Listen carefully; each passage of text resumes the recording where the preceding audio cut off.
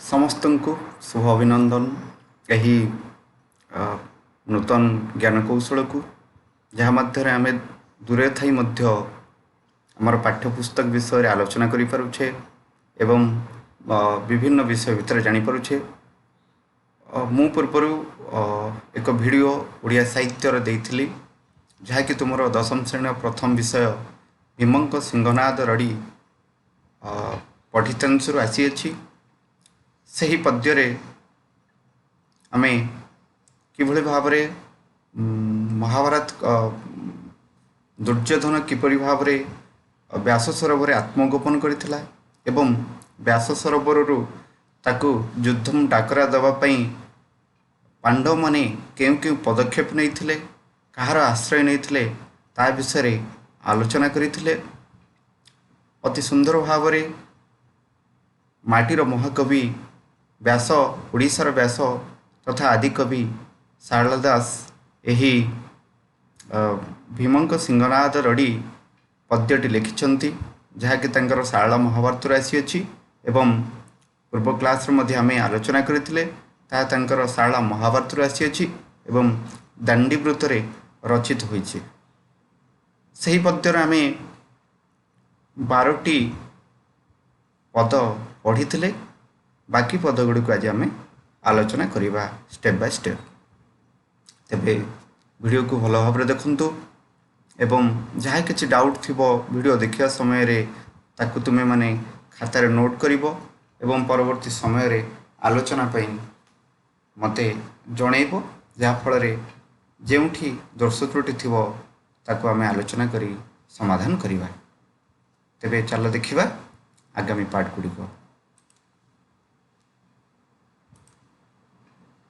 भीमंक सिंहनाद रड़ी विषय पूर्व क्लास रे आमे कवि परिचय पढ़ी एवं विषय जावा पूर्व केते गुड़िए प्रश्न पूर्व प्रश्न पचार को चाहे। सिंहनाद कौन? सिंहनाद होची मईन से निर्मित एक वाद्ययंत्र। शिव भैरव रूप धारण कर सिंहनाद कले प्रलय पृथ्वी प्रलय हुए एवं यही वाद्ययंत्रटी शिव पाखे थाए बोली पुराण रे लेखा जाइए। एठी जगन्नाथ को बा सहदेव जगन्नाथ कौन पचारि बा कही से समय जन सहदेव जगन्नाथ को सिंहनाद उपरे आलोकपात करते एवं कही जदि तांकर भाई भीम शिवं ठारू सिंहनाद मागिबे तेबे जाई जेतेबेले सिंहनाद गर्जित करिवो एवं सिंहनादर शब्द जेतेबेले दुर्योधन कान में पड़ो सेतेबेले दुर्योधन व्यास सरोवर उठी आसी तांक सहित युद्ध करने प्रस्तुत हम। ये केतोटी पूर्व पाठर आलोचना करवा। से भाव में भीम को सिंहनाद देले किए बा किए देइथिले? भीम को सिंहनाद शिव देइथिले। सेतिकी पर्यंत आम पूर्व क्लास रे पढ़ी बाकी पद गुड़िक आम पढ़ा। यही पदटी पढ़ा देख। कालानल जाणी विकासी सिंहनाद ज्योति आदि हूँ सते गुण तेजी विकसंती अंतरिक्षे आसी प्रवेश होइला व्यास सरोवर तीरे पांडव सुंदर भीम धइला ताहा करे आरे आरे निशति किंपा हेउ मान गोविंद करे धरी पांडव ताहा चुंबिला सिंहनाद आक्रोशणी सिंहनाद भीमसेन गाढ़े कलेवाद्य महिमंडल कंपिला प्रथम शबद। अच्छा ताहले ये पदटी तुम्हें माने 2-4 थर पढ़ो तार केते गुड़ी क्लिष्ट शब्द लेखा जाई अछि। ता भितर देख कालानल अर्थ है भयंकर अग्नि, आदित्य है सूर्य ठारू अंतरिक्षे आकाशरे निशत बलहीन चुंबिला सिंहनाद बजाइवाई ओठरे लगैला आक्रोशणी आकर्षण करी भिड़ी धरी केते गुड़े एथरे क्लिष्ट शब्द। व्यास सरोवर कौन? व्यास सरोवर हूँ ओडपा महातीर्थर आसी अच्छी कविंकर व्यासदेव गुप्तर एठारे महाभारत अष्टादश पुराणादि रचना करुले। दक्ष यज्ञ नाश पर अर्थात दक्ष यज्ञ पर ଶିବ ନିଜକୁ ଶୀତଳ କରିବା ପାଇଁ ଏଠାରେ ପ୍ରବେଶ କଲେ। ବ୍ୟାସଙ୍କ କାର୍ଯ୍ୟରେ ବ୍ୟାହତ ସୃଷ୍ଟି ହେବାରୁ ଶିବ ଅଭିଶାପ ଦେଇଥିଲେ ଯେ କୌଣସି ଶରଣାଗତ ଅନ୍ୟାୟ ଉପାୟ ନ ହୋଇ ଶତ୍ରୁ କବଳରୁ ରକ୍ଷା ପାଇବା ପାଇଁ ଏଠାରେ ଆଶ୍ରୟ ନେଲେ ତାର ଶତ୍ରୁ ଏଠାରେ ପ୍ରବେଶ କରିପାରିବ ନାହିଁ।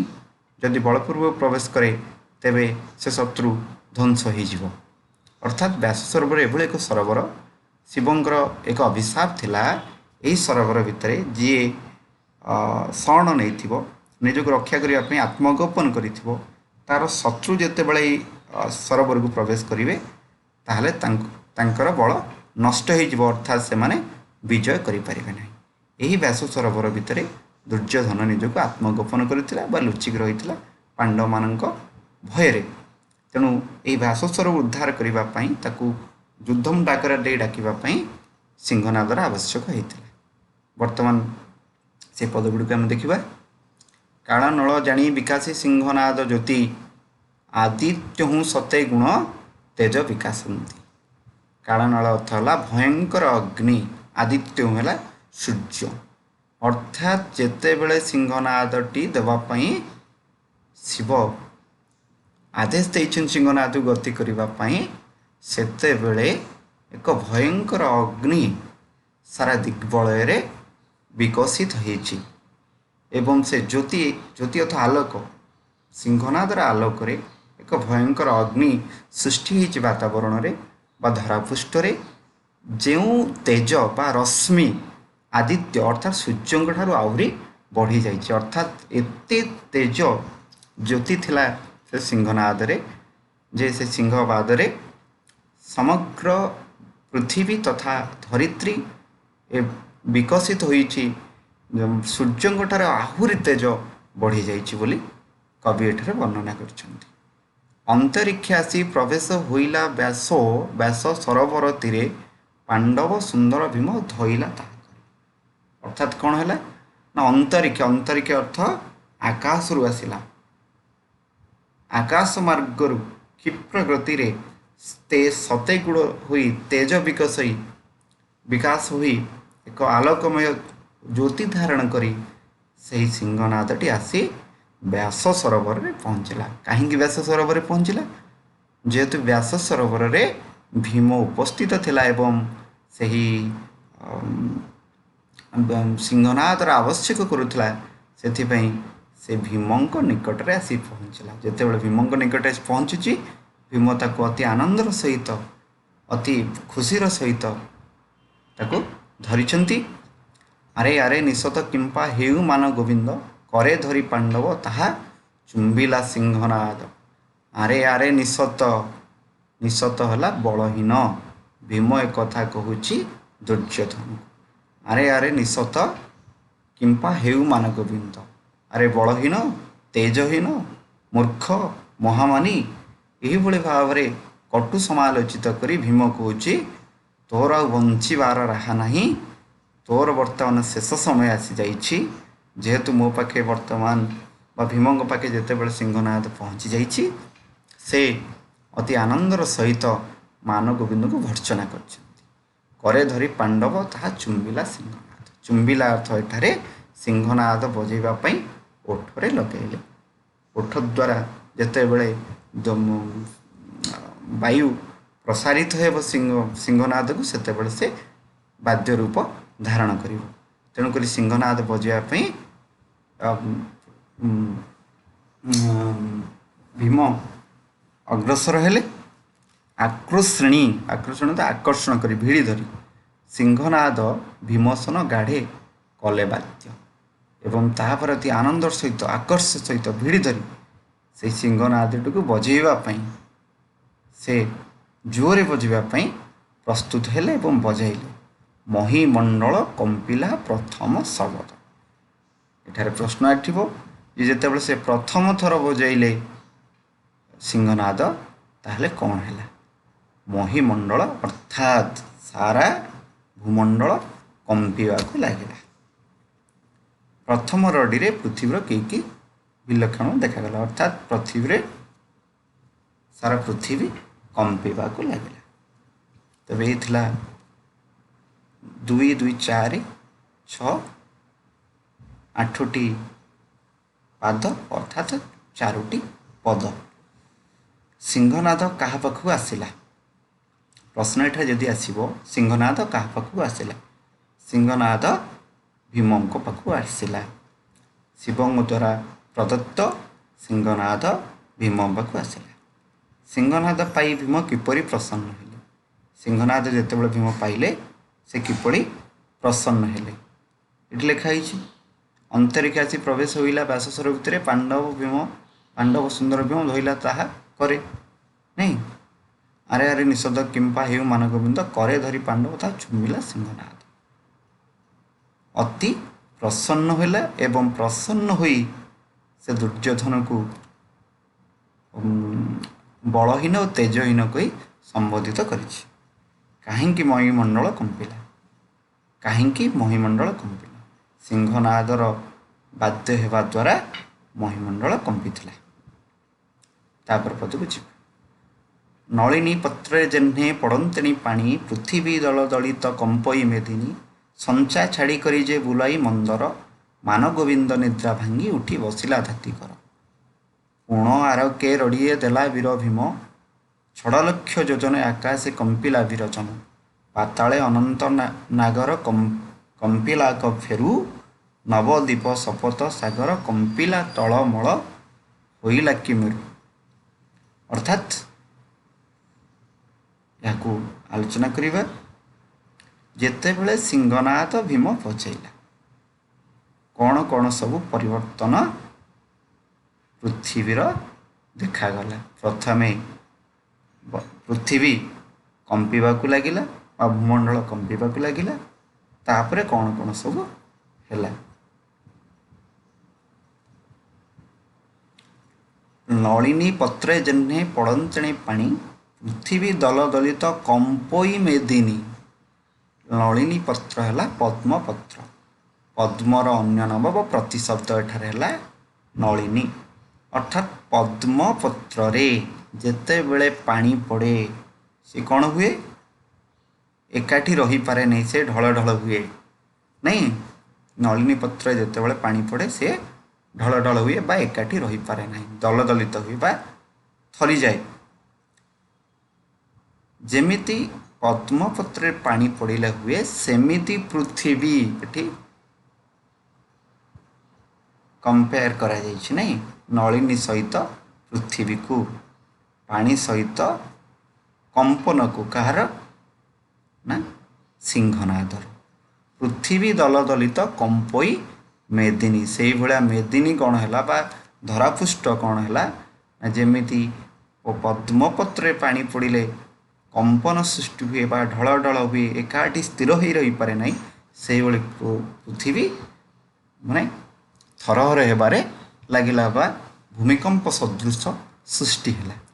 संचा छाड़ी करी जे बुलई मंदर मान गोविंद निद्रा भांगी उठी बसिला धात्रिकर संचा एठर अर्थ है माप बा चिन्हित दाग माप बा चिन्हित दाग मंदर है पर्वत विशेष अर्थात जीए जेउठारे थिले संचा छाड़ी करी बुलई मंदर तो पर्वत पहाड़ गछलता जीए जोठी थिले तांकर जो उपस्थिति थिला माप अर्थात चिन्हित दाग माने जोठी से मान थिले तांकर प्रकृष्ट जगार से मान सबू तांकर सबू माप बा तांकर अवस्थिति सब बदली गला जेतेबेले भूमिकंप सदृश सृष्टि है अर्थात सब ओलट पालट हो गला सबू जे जोठी थिले आउ सेठी देखागले नहीं अर्थात एक प्रकार मेदिनीर परिवर्तन घटिला कहार नादरे सिंहनाद नादरे सेतेबेले मान गोविंद कौन है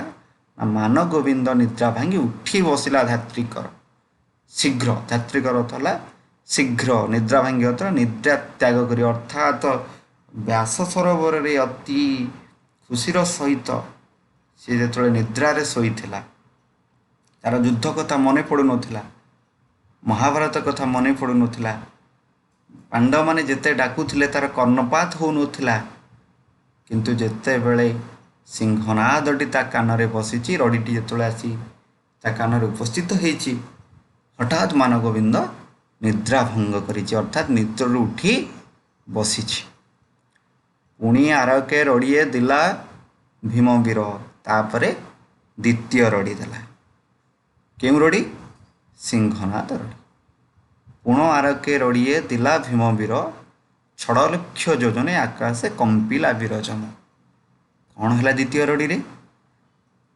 छड़ लक्ष अर्थ है 6 लक्ष योजन एठार है 4 कोश बा 8 माइल एक माप को सूचाए अर्थात 4 कोश 6 लक्ष 4 कोश 8 माइल बाट को शब्द शुभिला पुणी आरके रड़िए दिला भीमवीर छड़ लक्ष योजने आकाशे कंपिला कि विरजम अर्थात शब्द एते जोर है 6 लक्ष 4 कोश 8 माइल दूर पर्यंत कंपन है पाताले अनंत नागर कंपिला कि फेरू पाताले अर्थात स्वर्ग पाताल भूमंडल तीनी पुर कंपिला से शब्द रे कवि वर्णना करते सिंहनादर बाद देला अर्थात आकाश ठू आरंभ करी पाताल ठू आरंभ करी पाताल आकाश एवं भूमंडल तीन मंडल कंपिबा को लगिला परिव्यक्त है से सिंहनादर रड़ी पाताले अनंत नागर कंपिला कि फेरू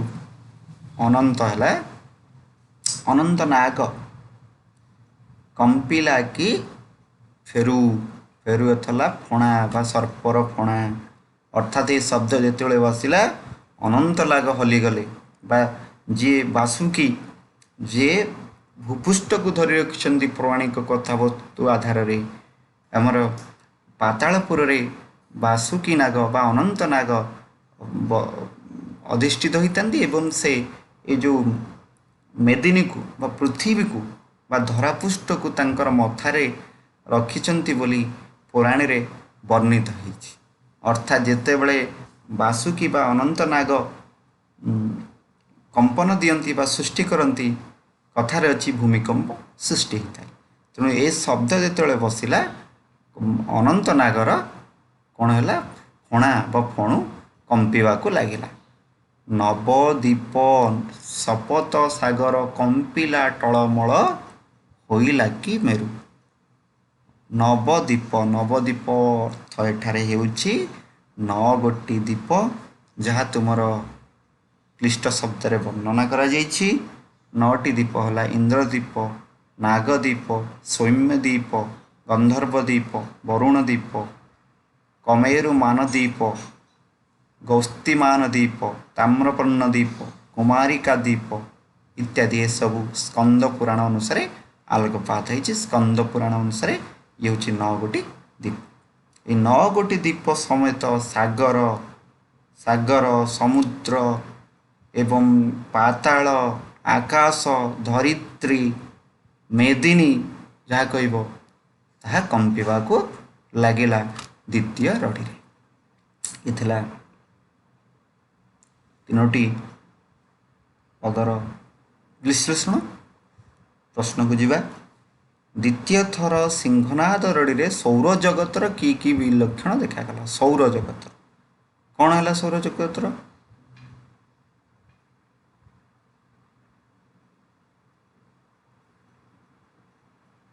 लिखाई छड़ लक्ष योजना आकाशे कंपिला कि विरजम अनंत ए लाइनटी यही पादटी सूचा जाइए आंसर द्वितीय थर सिंहनाद रड़ी रे सौरजगतर की लक्षण देखागला अर्थात सौरजगत आकाश रे 6 लक्ष 4 कोश 8 माइल पर्यंत कंपन सृष्टि है नवद्वीपर नाम लेख नवद्वीपर नाम दि जाइए तुम पार्ट रे इंद्रदीप नागदीप सौम्यदीप गंधर्व इत्यादि ये गोटे हूँ 9 गोटी दीप तुम्हें ताकू मन रख से भाव में सप्त सागर नाम लिख तुम बही तेरे तापर पद को जीवा आदित्य भूमंडल ध्रुवमंडल अमर मंडल आकाशे लगिला उछुलिला सिंधु जल रे रे काराकरी राजादूत राष्ट्री वश्च छले मारी बाहेस्फोट गर्जन बेगे उठी महागहन निश्वासे बुलाई बेनी डोला बेनी भुजे आक्रोशी धइला कमला आरे आरे दुर्योधन अपार प्रत्यंग कलु जे कलु बाबू बोइलु जे भीमर सात रड़ी सहिबू ये पदरे जिते बड़े से ତାର ରଡ଼ି ଦେଇଛି ବା ସିଂହନାଦ ରଡ଼ି ଦେଇଛି ଦୁର୍ଯ୍ୟୋଧନ ପାଇଁ, ସେତେବେଳେ ଦୁର୍ଯ୍ୟୋଧନର କ'ଣ ପରିବର୍ତ୍ତନ ଘଟିଛି, ସେ ରଡ଼ିକୁ ସହିକି ସେହି ବ୍ୟାସ ସରୋବରରେ ଆତ୍ମଗୋପନ କରିଛି ନା ଯୁଦ୍ଧ କରିବା ପାଇଁ ଭୀମଙ୍କ ସହିତ ପ୍ରସ୍ତୁତ ହୋଇଛି, ତାହା ବର୍ଣ୍ଣନା କରାଯାଇଛି। ଆଦିତ୍ୟ ଭୂମଣ୍ଡଳ ଧ୍ରୁବମଣ୍ଡଳ ଅମର ମଣ୍ଡଳ ଆକାଶେ ଲାଗିଲା ଉଛୁଳା କି ସିନ୍ଧୁ ଜଳ। ଆଦିତ୍ୟ ମଣ୍ଡଳ ଅର୍ଥ ହେଲା ସୂର୍ଯ୍ୟମଣ୍ଡଳ, ଧ୍ରୁବମଣ୍ଡଳ ହେଲା ଧ୍ରୁବକୁ ନେଇକି ଯେଉଁ ମଣ୍ଡଳ ଗଠିତ ଧ୍ରୁବମଣ୍ଡଳ। ଅମର ମଣ୍ଡଳ ଅର୍ଥାତ୍ ସ୍ୱର୍ଗ ଅଞ୍ଚଳ, ଧ୍ରୁବମଣ୍ଡଳ ଅର୍ଥ ହେଲା ଧ୍ରୁବତାରା ପରିଧି ଅଞ୍ଚଳ। ଭୂଅ ମଣ୍ଡଳ ଅର୍ଥ ହେଲା ଭୂମିମଣ୍ଡଳ। এই ପଦଟି এই ପୂର୍ବପଦ ସହିତ ଟିକେ ସାମଞ୍ଜସ୍ୟ ଅଛି ବା ୟାକୁ ଏଇ ଯେଉଁ ପାତାଳେ ଅନନ୍ତ ନାଗର କମ୍ପିଲା କି ଫେରୁ, ନବଦ୍ୱୀପ ଶପଥ ସାଗର କମ୍ପିଲା ଟଳମଳ ହୋଇଲା କି ମେରୁ, ଏସବୁ ଏ ଗୋଟିଏ ଅଂଶରେ ଯାଉଛି। ଅର୍ଥାତ୍ ଯେତେବେଳେ ସିଂହନାଦ ଦେଇଛି କ'ଣ କ'ଣ ଆଉ ସବୁ ପରିବର୍ତ୍ତନ ହେଉଛି ସେ କଥା ବର୍ଣ୍ଣନା କରିଛନ୍ତି। ଆଦିତ୍ୟ ମଣ୍ଡଳର, ଧ୍ରୁବମଣ୍ଡଳର, ଅମର ମଣ୍ଡଳର ଏବଂ ଆକାଶରେ ଉଛୁଲା କି ସିନ୍ଧୁ ଜଳ। ଅର୍ଥାତ୍ ଏତେ ଜୋରେ କମ୍ପନ ହେଲା ଆଦିତ୍ୟ ମଣ୍ଡଳଠୁ ଆରମ୍ଭ କରି ଧ୍ରୁବମଣ୍ଡଳଠୁ ଆରମ୍ଭ କରି ଅମର ମଣ୍ଡଳଠୁ ଆରମ୍ଭ କରି ସମସ୍ତ ମଣ୍ଡଳଟି ଅର୍ଥାତ୍ ସୂର୍ଯ୍ୟମଣ୍ଡଳ, ଭୂମିମଣ୍ଡଳ, ଧ୍ରୁବତାରା ପରଧି, ସ୍ୱର୍ଗ ଅଞ୍ଚଳ ସବୁ ଅଞ୍ଚଳରେ ସିନ୍ଧୁ ଜଳ ଉଛୁଳିବାକୁ ଲାଗିଲା। ରେ ରେ କାର କରି ରାଜା ଧୃତରାଷ୍ଟ୍ରୀ ବତ୍ସ ଚଳେ ମାରି ବାୟସ୍ଫୋଟ ଗର୍ଜିଣ ବେଗେ।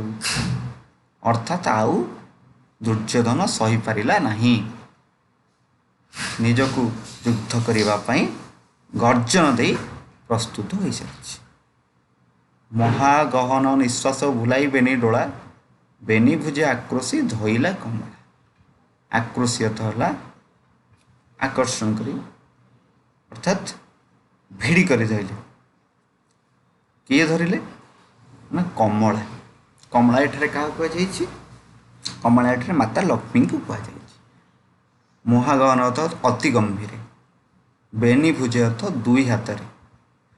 ମହାଗହନ ନିଶ୍ୱାସ ବୁଲାଇ ବେନି ଡୋଳା ଅର୍ଥାତ୍ ନିଶ୍ୱାସ ପ୍ରଶ୍ୱାସ ନେଇ ନିଜକୁ ପ୍ରସ୍ତୁତ ହେଲା, ମାନେ ରାଗରେ କମ୍ପିତ ହୋଇ ଦୁର୍ଯ୍ୟୋଧନ ଯୁଦ୍ଧ କରିବା ପାଇଁ ଭୀମ ସହିତ ପ୍ରସ୍ତୁତ ହେବା ବେଳେ ବେନି ଭୁଜେ ଅର୍ଥାତ୍ ଦୁଇ ହାତରେ ଭିଡ଼ି କରି, ଆକ୍ରୋଶିତ ଭିଡ଼ି କରି ଧଇଲେ କମଳା। ଅର୍ଥାତ୍ କମଳା ମାତା ଲକ୍ଷ୍ମୀ ତାକୁ ଭିଡ଼ିକି ଧରିଲେ, ତାଙ୍କୁ ବଞ୍ଚେଇବା ପାଇଁ ଚେଷ୍ଟା କଲେ। ଆରେ ଆରେ ଦୁର୍ଯ୍ୟୋଧନ ଅପାର ପ୍ରତିଜ୍ଞା କରିଥିବା ଯେ କଲୁ ବାବୁ ବୋଇଲୁ ଯେ ଭୀମର ସାତ ରଡ଼ି ସହିବୁ। ତୁ ନିଜେ ପ୍ରତିଜ୍ଞା କରିଥିଲୁ ଯେ ଯେତେ ରଡ଼ି ଦେବ, ସାତଟା ରଡ଼ି ଦେଲା ପର୍ଯ୍ୟନ୍ତ ଭୀମର କଥା ସହିବୁ, ଏ ସରୋବରରୁ ଯିବୁ ନାହିଁ ବୋଲି, କିନ୍ତୁ ମାତ୍ର ଏତିକିରେ ତୁ ନିଜର ଧୈର୍ଯ୍ୟ ଭାଙ୍ଗି ଦେଉଛୁ। ଯଦି ଏହା କରୁ ତେବେ ତୋର ନିଶ୍ଚିନ୍ତ ସର୍ବନାଶ ହେବ ବୋଲି ମାତା ଲକ୍ଷ୍ମୀ ତାକୁ ବୁଝାଉଛନ୍ତି। ତା ହାତ ଧରି ଭିଡ଼ି ଧରି ତାକୁ ବଞ୍ଚାଇବା ପାଇଁ ଚେଷ୍ଟା କରୁଛନ୍ତି। ଆରେ ଆରେ ଦୁର୍ଯ୍ୟୋଧନ ଅପାର ପ୍ରତିଜ୍ଞ କଲୁ ଯେ ବାବୁ ବୋଇଲୁ ଯେ ଭୀମର ସାତ ରଡ଼ି ସହିବୁ। ସଙ୍କଟ ସମୟରେ କିଏ ଶିବଙ୍କୁ ଉଦ୍ଧାର କରିଥିଲେ? ପଛକୁ ପଳାଇବା।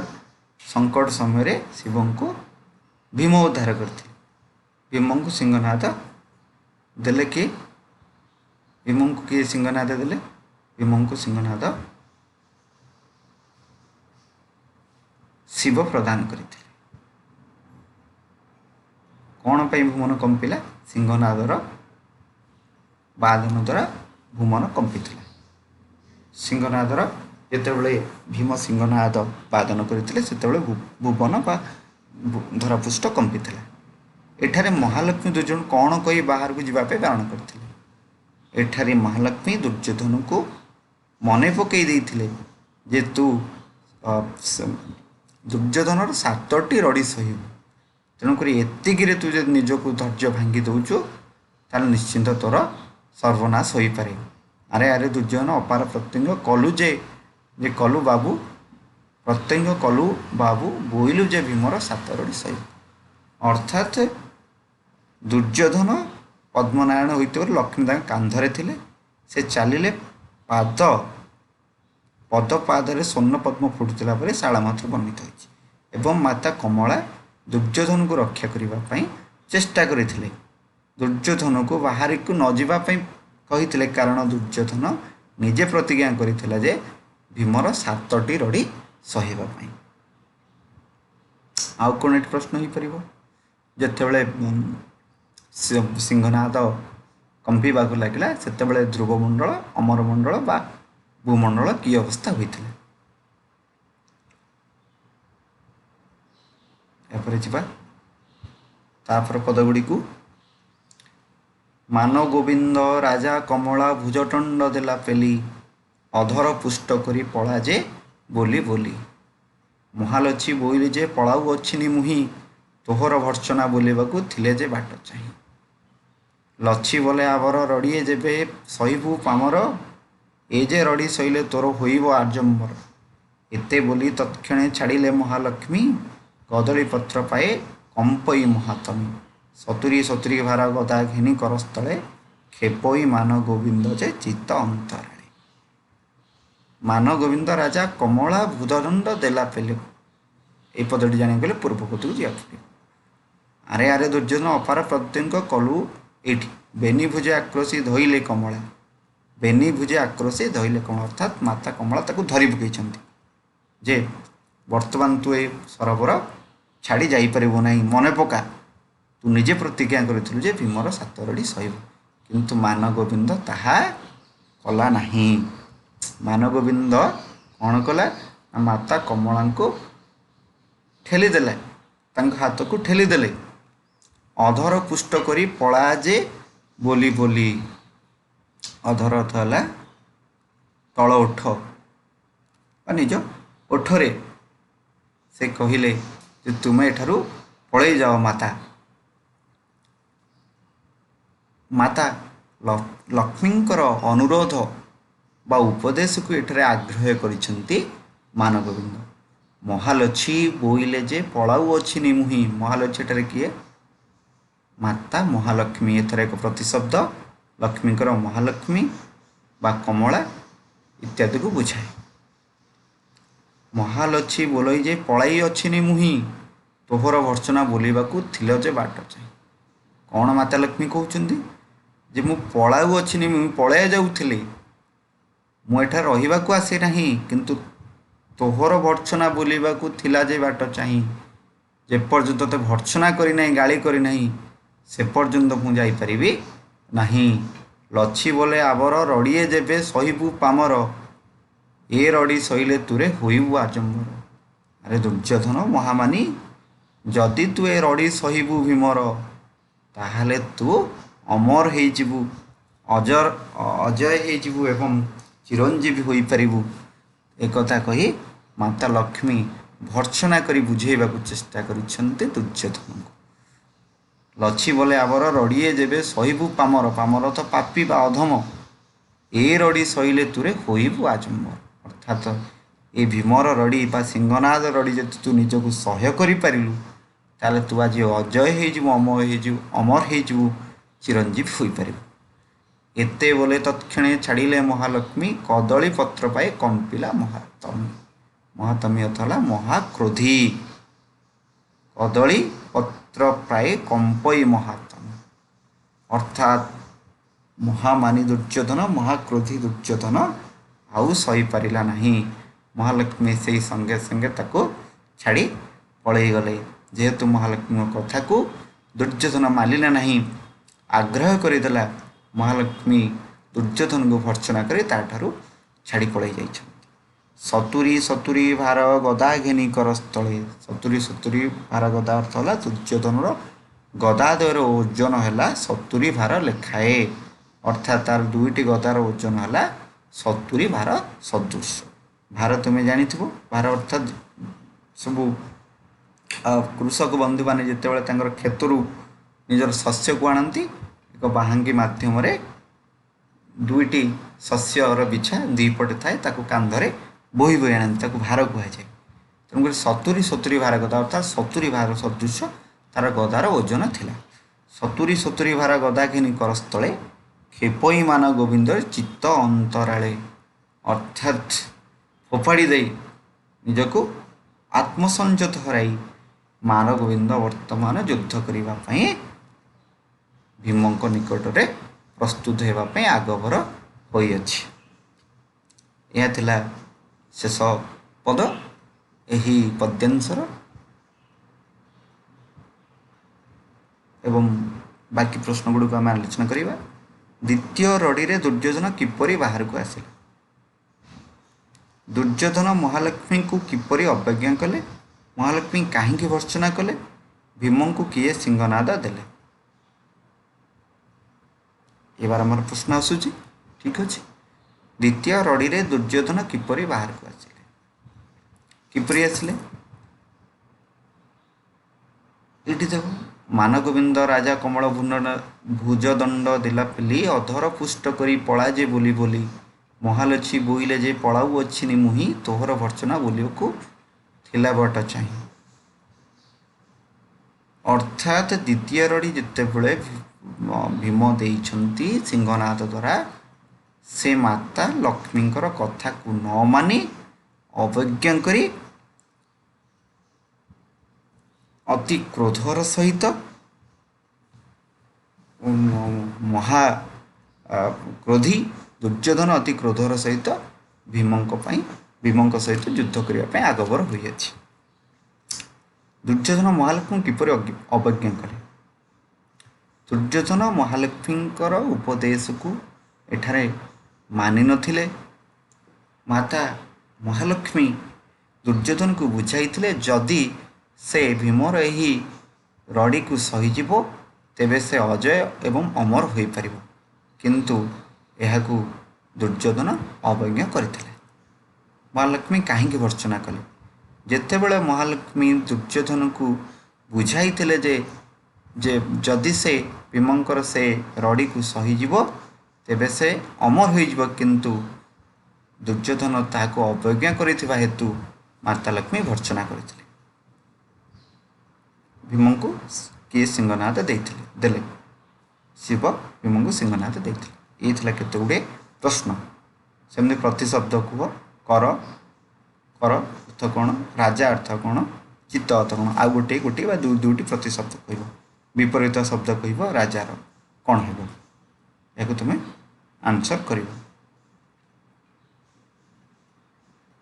ଏ ଥିଲା ତୁମର ଶେଷ ପଦ ଏବଂ ଏସବୁ ବହିର ପ୍ରଶ୍ନାବଳୀ।